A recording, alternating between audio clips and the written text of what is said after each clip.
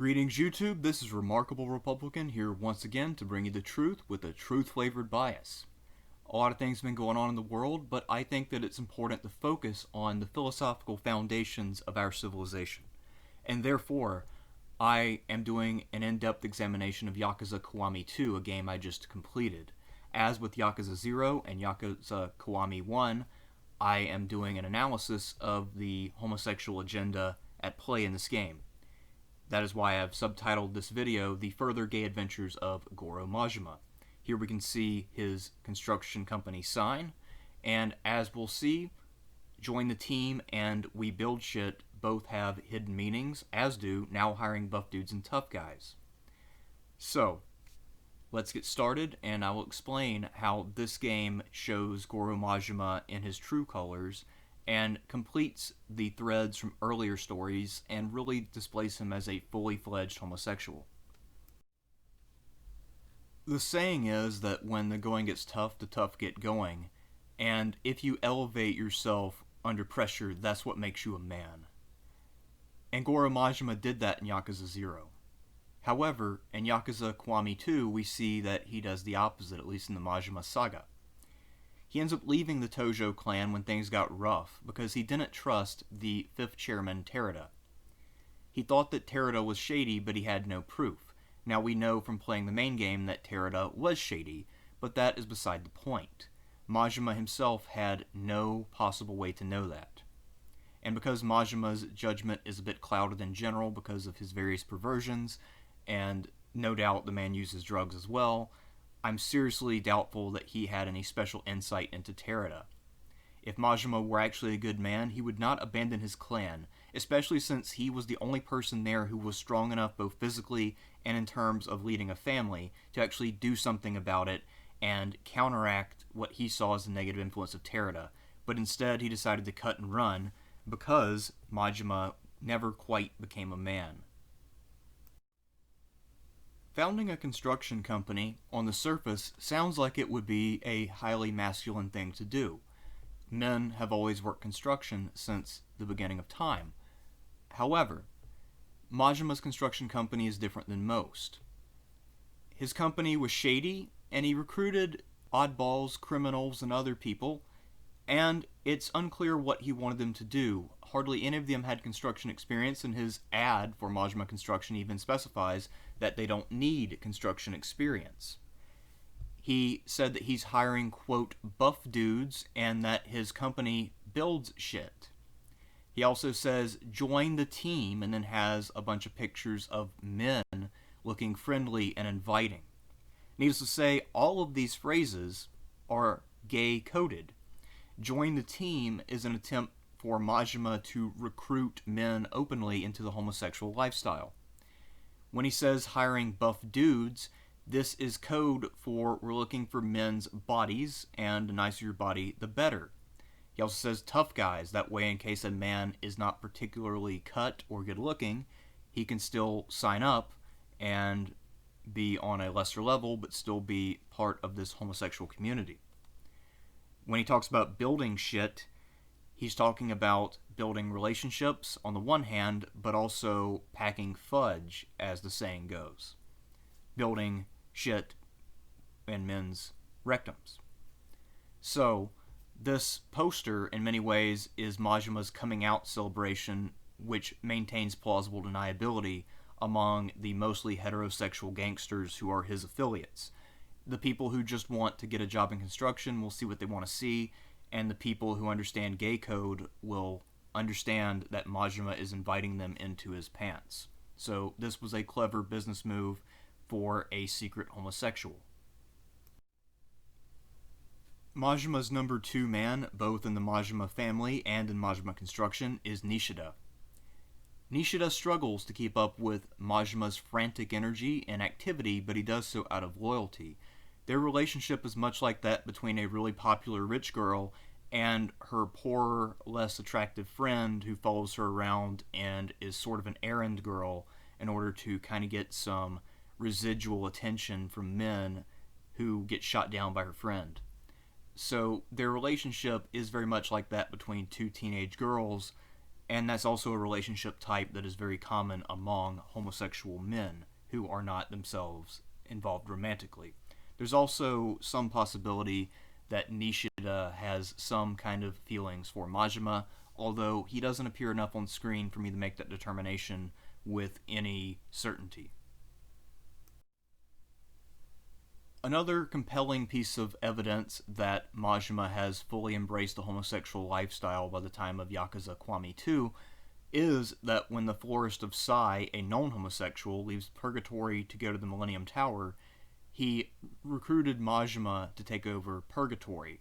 They exchange favors, where the Florist provides Majima with information in exchange for Majima agreeing to become the new king of Purgatory. Now, Purgatory was a degenerate place, so it makes sense you'd want someone degenerate running it. Despite the fact that Majima had a lot of reluctance, the Florist tells him that he knows he can trust Majima, because he's been spying on him, and he knows that Majima is a man just like himself. We also see this visually. The game is very open about the fact that the Florist and Majima have very similar characters, although of course the Florist is not a fighter and Majima is. As I said, the Florist is a known homosexual, and his homosexuality is symbolized by how he wears an open shirt, but only when he's around other men. When he's in other settings where women are around, he dresses much more nicely, wearing a suit or a cop uniform. Majima almost exclusively hangs out with other men, and no matter who he's wearing out with, he wears a snakeskin jacket suit and no shirt underneath. So he's mostly showing off his body to other men, just like the Florist, and for the same reason, he's trying to advertise the goods. In many ways, I think you could argue that the Florist, as a gay man, wanted to make sure that Purgatory remained in the hands of a gay man, and so that is why he chose Majima. In Yakuza, the story starts in 1988, but in this game it is 2007.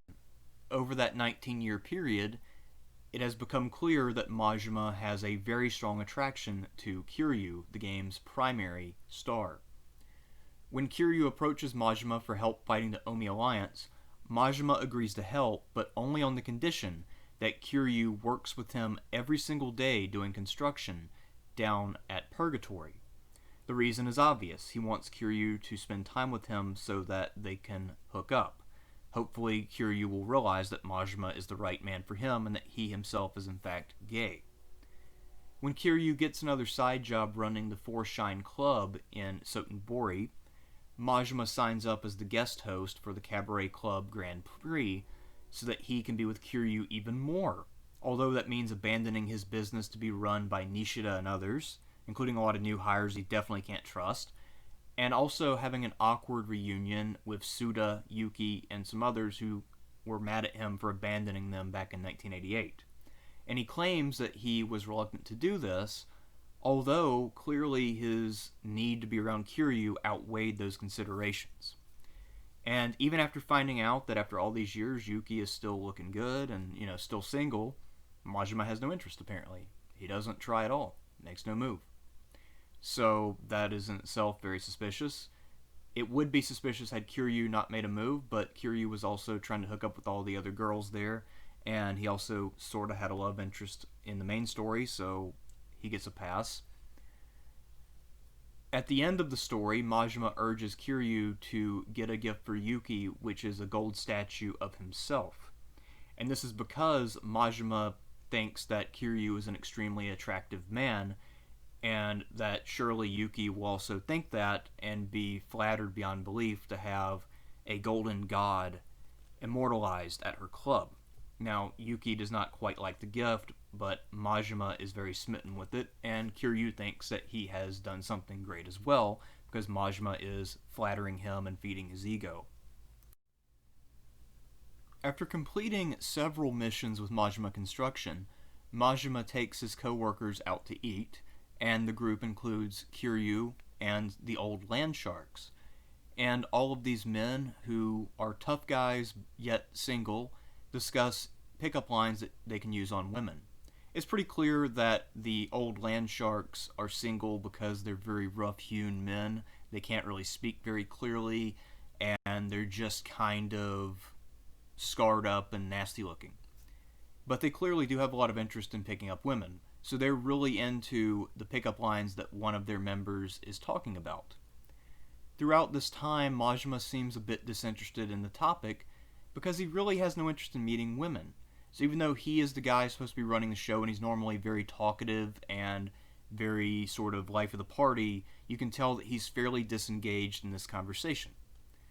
Kiryu eventually demonstrates that these lines can be fire if they're said appropriately, but Majima only then becomes interested not because these lines are good and he could use them to start getting women, but because he thinks that Kiryu sounds hot when he says it. So I think that that's very clear from the context. If you don't believe me, look it up and rewatch the scene. It is very clear that Majima's interest is only piqued when he hears Kiryu say this stuff, and that clearly this causes him to have an attraction to Kiryu.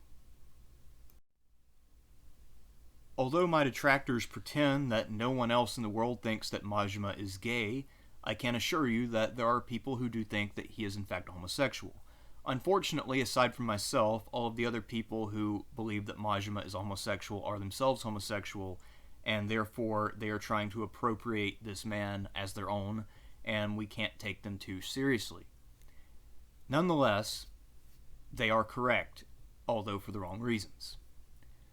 The highlight of the Majima saga, which is included in Kiwami 2, is when Majima meets up with Makoto, the star, or one of the main characters in Yakuza 0, for the first time in 18 years. The people who say that Majima is definitely straight say that he's been in love with her the whole time, just because he thinks about her. However, it's because he was very concerned with her. It is not because he was truly in love with her.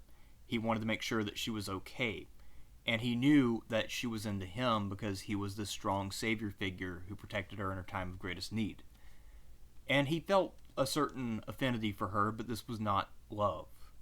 This was a kind of more brotherly emotion. And I think that's very clear from all of the cutscenes in both Yakuza 0 and Kiwami 2.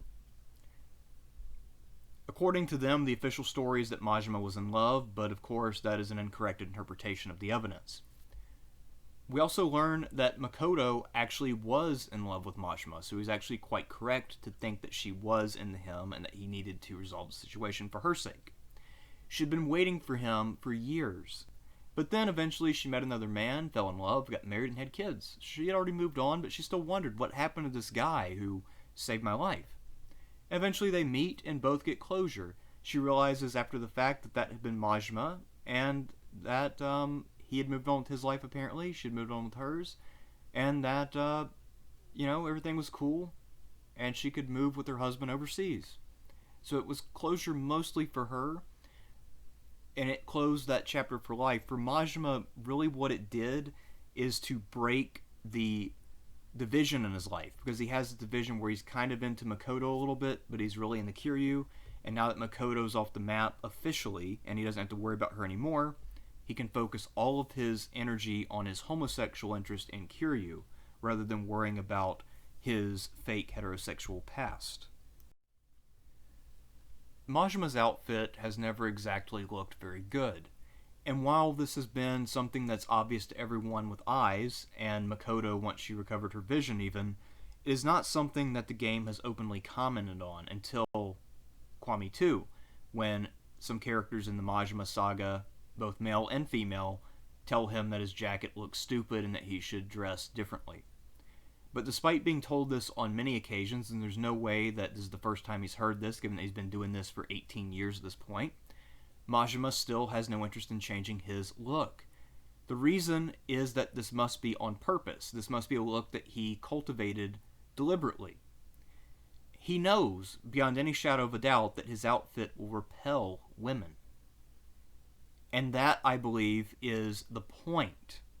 He does not want women to be attracted to him, because then he would be forced by social obligation to feign interest in these women, when all he wants to do is be with men, and by men I mostly mean Kiryu. Majima wants to make sure that he has a built-in excuse not to have a woman, so his bad fashion choices are his beard, if you will. And I think that he actually fits in very well. His snakeskin is a kind of camouflage, ironically enough. Majima and Kiryu were more like friends and colleagues working at Majima Construction, fighting the Omi Alliance, and then working at the club in Sodenbori. However, as soon as the Majima Construction minigame is completed, Majima pulls out his knife, points it in Kiryu's face, and declares that Kiryu will be his to, quote, kill. But what he's talking about killing is not Kiryu himself, but rather Kiryu's heterosexuality. Majima's knife is a clear symbol of his penis. Whatever his other motives, it's very clear that Majima's long-term goal is a relationship with Kiryu. Kiwami 2 sets up Majima to try to pursue Kiryu later. At this point, I have not played Yakuza 3 through 6, but I think that it is highly likely that there are yet more passes at Kiryu made by Majima. And there's no way that he ever meets anybody romantically because he is so obsessed with Kiryu. Nonetheless, this game also makes extraordinarily clear that after some early waffling about his sexuality, Kiryu is in fact a heterosexual. So, there we go. That's all I have for you now.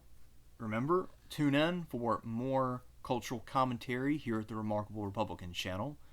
I'm Remarkable Republican, bringing you the truth with truth-flavored bias. Signing out.